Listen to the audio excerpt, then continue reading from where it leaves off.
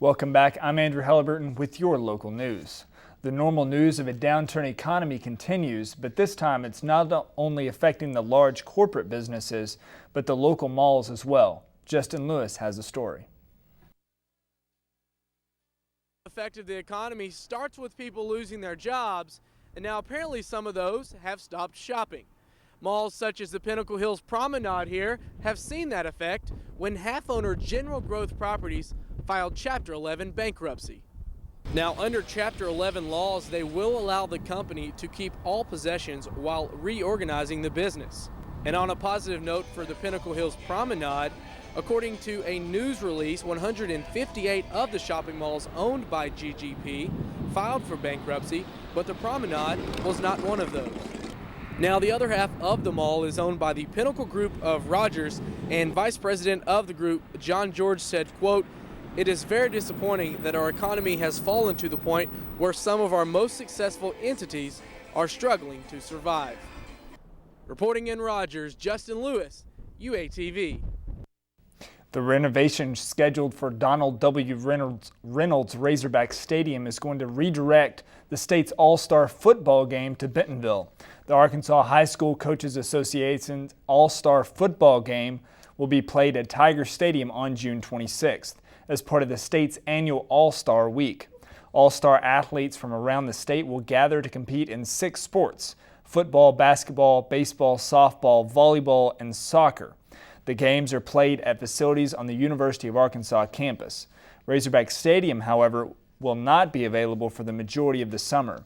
U of A Athletics Director Jeff Long announced recently the school plans to remove the grass playing surface and replace it with a turf. The stadium will A simple arrest turned deadly at Walmart. UATV's Leanna Payton is live with the story. That's right, Andrew. A local man was pronounced dead last night after trying to escape arrest by stabbing himself. 52-year-old David Thomas McNelly of Fayetteville was held by loss prevention after shoplifting at Walmart on Martin Luther King Jr. Boulevard yesterday a little before 5. When Fayetteville police arrived at the scene, McNelly began stabbing himself in the neck and he was immediately rushed to the hospital. He died later that night. I spoke to Sergeant Bill Phelan earlier today and he said they still do not know how McNelly got a hold of the knife.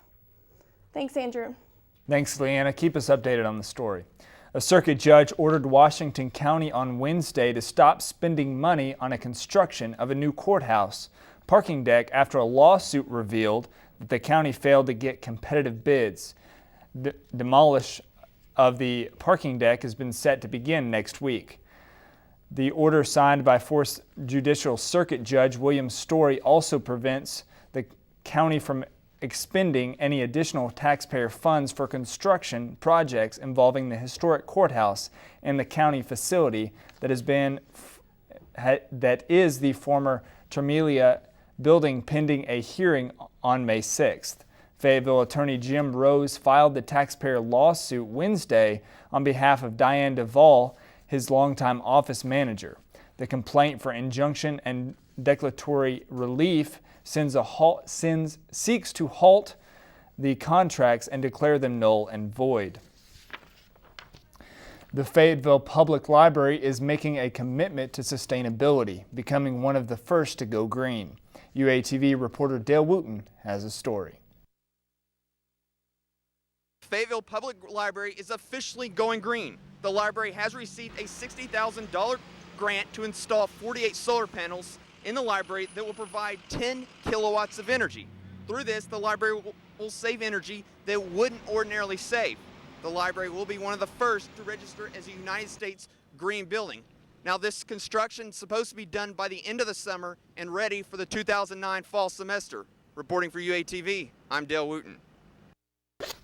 Celebrating Earth Day and the importance of environmentally friendly practices, West Fork Middle School attempted to hold a waste-free lunch Wednesday.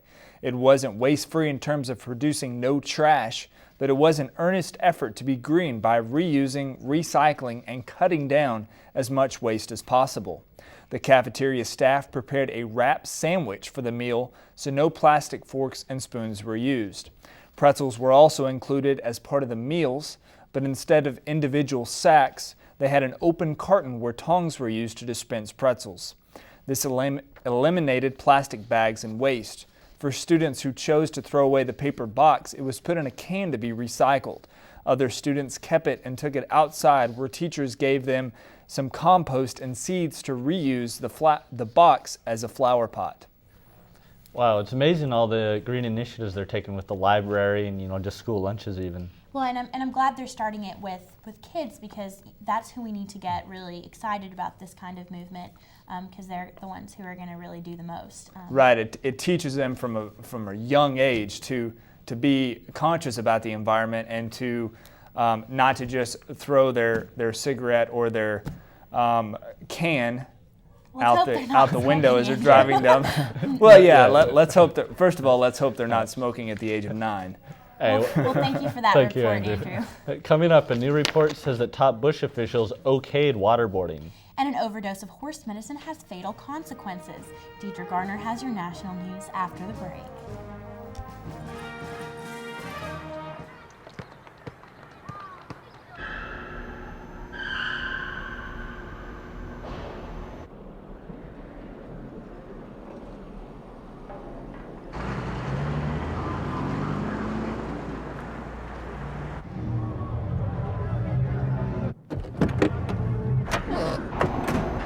Thanks for listening. Join us tomorrow.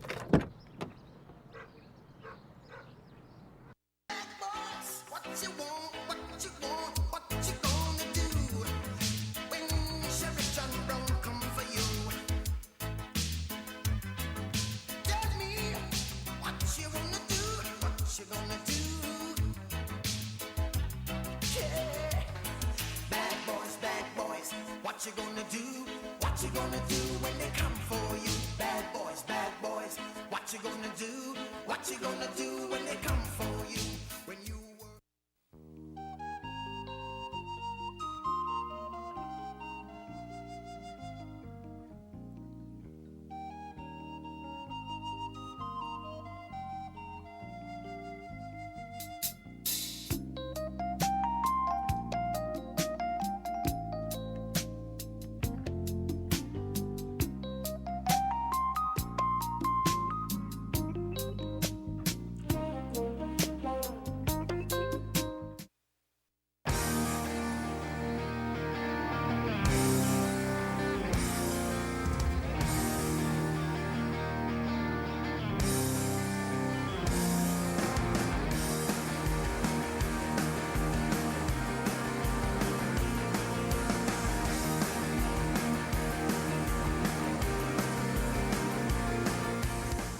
The Sports Advantage, Thursday at 9 on UATV.